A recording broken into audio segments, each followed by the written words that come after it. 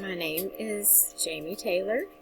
and it's November 3rd, 2022, and I am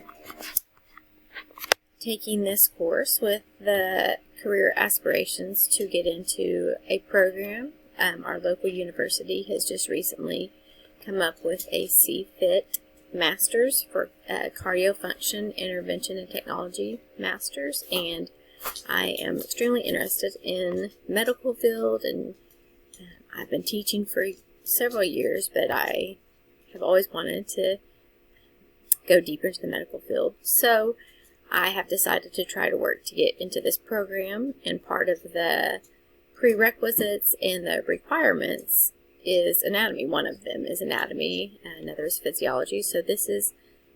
partly to get into the course that I'm hoping to get into for the CFIT study, and also just it's fascinating to me how the human body works, and so I'm excited to have some of this base knowledge, background knowledge that I'm needing anyway if I'm able to get into this course, this program of study in the fall like I am hoping to.